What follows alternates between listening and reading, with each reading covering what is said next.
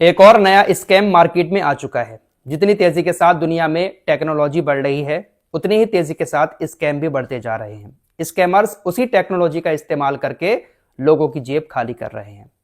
कभी ओटीपी भेजकर जेब खाली होती है, तो कभी एसएमएस में लिंक भेजकर बैंक अकाउंट खाली कर दिया जाता है। कभी चोर बनकर तो कभी पुलिस बनकर लोगों को डरा धमकाकर स्कैम किए जाते हैं। फिलहाल एक और नया स्कैम अब मार्केट में आ चुका है। इसके बारे में भी आपको जानकारी देंगे और आपको बचना कैसे है, इस वीडियो को ध्यान से देखिएगा। सारी चीजें आपको अच्छे से समझ में आ जाएंगी। आज भारत के लोग अपनी जेब में पैसे नहीं रखते हैं, बल्कि अपने मोबाइल में पैसे रखते हैं। अकाउंट में पैसे पड़े हुए हैं, मोबाइल में यूपीआई एप्लीकेशन है, उसी के जरिए हम कुछ भी खरीदते हैं। चाहे सब्जी खरीदें, फल खरीदें, दूध खरीदें, ब्रेड खरीदें, कुछ भी खरीदें, ज्यादातर हम मोबाइल से ही पेमेंट करते हैं। और सबसे आसान तरीका यूपीआई से पेमेंट करने का क्यूआर कोड को स्कैन करके पेमेंट करना है। 1 मिनट भी नहीं लगता, खुले पैसों की झंझट भी नहीं होती, और टेक्नोलॉजी का इस्तेमाल करके यूपीआई के जरिए हम सामने वाले को पेमेंट कर देते हैं। अब इसी क्यूआर कोड में स्कैमर्स ने एक नया स्कैम ढूंढ लिया है। टेक्नोलॉजी की बात चली है तो ईरान की टेक्नोलॉजी पर भी बात करूंगा। ईरान किस तरह से अमेरिका के हथियारों का इस्तेमाल करके उसके जैसे ही हथियार बना रहा है टेक्नोलॉजी के जरिए, इस पर भी बात करेंगे। लेकिन पहले क्यूआर कोड स्कैम की बात कर लेते हैं। दोस्तों, बहुत सारे ऐसे पब्लिक प्लेसेस होते हैं जहां पर जो क्यूआर कोड होता है पेमेंट करने के लिए कहीं दीवार पर चिपका दिया जाता है, कहीं नीचे काउंटर पर लगा होता है, और हम उसको स्कैन करके पेमेंट कर देते हैं। पार्किंग में जाते हैं तो गेट पर क्यूआर कोड लगा होता है। बहुत सारी ऐसी जगहें हैं, पब्लिक प्लेसेस हैं, जहां पर क्यूआर कोड चिपके होते हैं, हम उस पर पेमेंट कर देते हैं। अब स्कैमर्स इसी का फायदा उठा रहे हैं।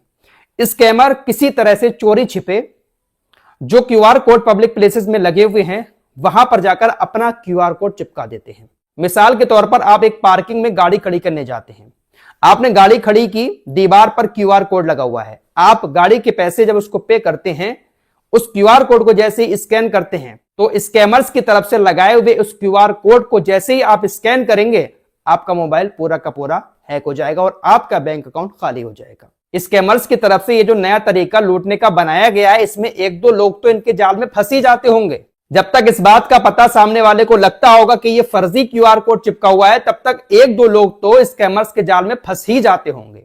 तमाम मीडिया पर इस नए स्कैम की चर्चा हो रही है कि भाई, आप कहीं पर भी पब्लिक प्लेस में बारकोड को स्कैन करते हैं तो उससे पहले जिसको आप पेमेंट कर रहे हैं उससे अच्छे से इस बात की जानकारी ले लें कि ये जो बारकोड लगा हुआ है ये आपका ही है, आपके नाम का है। अगर वो कहे हां ये हमारा ही, आप इस पर स्कैन करके पैसे डाल दें, तभी आप स्कैन करके पैसे डालें। वरना कहीं पर भी किसी पब्लिक प्लेस में कोई क्यूआर कोड लगा हुआ है या कोई ऑटो वाला आपसे किसी क्यूआर कोड पर स्कैन करवा रहा है, तो पहले उससे अच्छे से पूछ लें कि आपके नाम का ही है। किसी भी अनजान जगह पर ऐसे ही कोई भी क्यूआर कोड स्कैन कभी भी ना करें। तो ये स्कैमर्स जो हैं लोगों को लूटने के नए नए तरीके निकाल रहे हैं। तो जितनी तेजी से टेक्नोलॉजी बढ़ रही है, टेक्नोलॉजी से हमारी जिंदगी आसान हो रही है, वही टेक्नोलॉजी कहीं ना कहीं हमारी जिंदगी में मुसीबतें भी पैदा कर रही है। तो इस टेक्नोलॉजी का इस्तेमाल बहुत ध्यान से करने की जरूरत है। सावधानी से और ध्यान से टेक्नोलॉजी का इस्तेमाल करेंगे तो कहीं पर भी नहीं फंसेंगे, और थोड़ी सी लापरवाही कर दी तो आप फंस जाएंगे। फिलहाल मिडिल ईस्ट की तरफ चलते हैं। सबसे पहले हम बात ईरान की टेक्नोलॉजी की करेंगे। ईरान टेक्नोलॉजी में बहुत आगे हो चुका है। हाल ही में आपने देखा होगा कि ईरान ने अपने टेक्नोलॉजी का इस्तेमाल करके स्टारलिंक कंपनी के नेटवर्क को जाम कर दिया। यह बहुत बड़ी बात हो जाती है। एलन मस्क की जो स्टारलिंक कंपनी सैटेलाइट से नेटवर्क देती है, इंटरनेट चलता है, जिससे आज तक कोई देश उसको जाम नहीं कर पाया, लेकिन ईरान ने उसको जाम कर दिया। अभी जो विरोध प्रदर्शन हुए थे उसमें इंटरनेट बंद कर दिया था ईरानी सरकार ने अपने देश का, तो फिर स्टारलिंक इंटरनेट दे रहा था, उसको भी जाम कर दिया। फिलहाल पिछले साल जो ईरान और इजराइल के बीच लड़ाई हुई थी, उस लड़ाई में जब अमेरिका बीच में आया था, ईरान के परमाणु ठिकानों पर अमेरिका ने जो अपने B-2 बॉम्बर से हमला किया था, उस हमले में जिन हथियारों का इस्तेमाल किया था अमेरिका ने, वो हथियार, उसकी कुछ चीजें ईरान ने बरामद कर ली। ईरान की तरफ से इस बात को कंफर्म किया गया है कि अमेरिका ने जो गोला बारूद हमारे ऊपर बरसाया था, जिसमें से B-2 GBU 57 bunker buster bomb और जो टॉम हॉक मिसाइलें थी, वो अब ईरान के पास मौजूद हैं। आप लोग अगर हमारी खबरें काफी टाइम से देख रहे हैं तो आपको ये बात मालूम होगी कि हमने गाजा को लेकर भी ऐसी खबरें बताई थी कि जब इजराइल बहुत सारे अटैक एक साथ करता था, बहुत सारे बम, बहुत सारी मिसाइलें या रॉकेट एक साथ गाजा के ऊपर दागता था, तो उसमें से बहुत सारी चीजें ऐसी होती थी जो फटती नहीं थी, जरूरी नहीं होता कि जो गोला बारूद बरसाया जा रहा है वो सारा का सारा फट जाए। कुछ चीजें सही सलामत होती हैं, उसी को बरामद करके हमास ने बहुत सारे हथियार भी बनाए थे। ऐसा ही कुछ ईरान ने भी किया था। अमेरिका के एक ड्रोन को पकड़ लिया था। अमेरिका के एक ताकतवर ड्रोन को IRGC ने पकड़ा और फिर उसको रिवर्स इंजीनियरिंग के जरिए वैसा ही same to same drone Iran ने भी बना दिया। तो ईरान के परमाणु ठिकानों पर अमेरिका ने जो हमले किए थे, गोला बारूद बरसाया था, उन गोला बारूद को ईरान ने इकट्ठा किया और रिवर्स इंजीनियरिंग की मदद से GBU-57 बंकर बस्टर बम और हॉटकॉम मिसाइलें ईरान बना रहा है।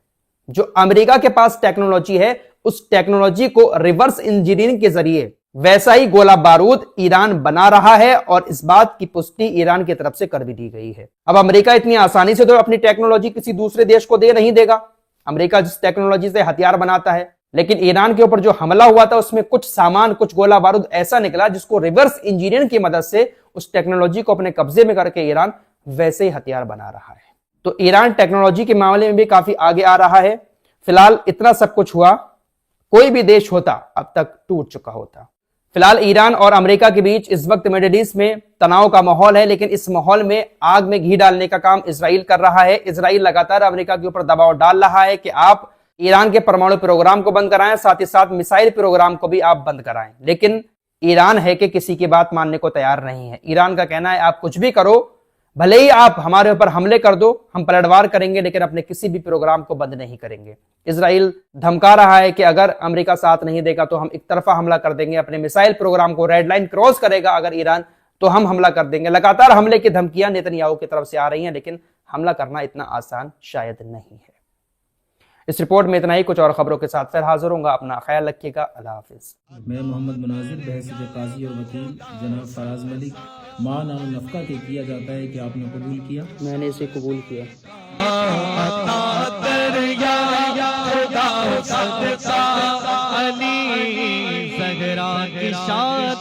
का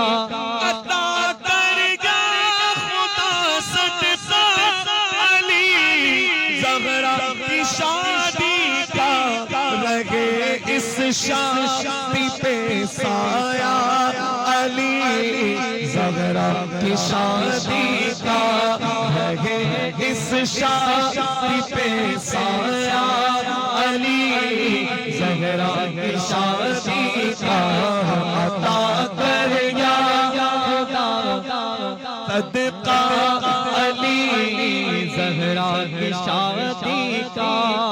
हमेशा से मेरे दिल की ये ख्वाहिश थी कि जब भी मेरा निकाह हो मस्जिद के अंदर हो, और अल्हम्दुलिल्लाह मेरी दिल की ये ख्वाहिश 9 फरवरी 2025 को तब पूरी हुई जब मैंने अपनी वाइफ अनम को मस्जिद के अंदर बैठकर कबूल किया।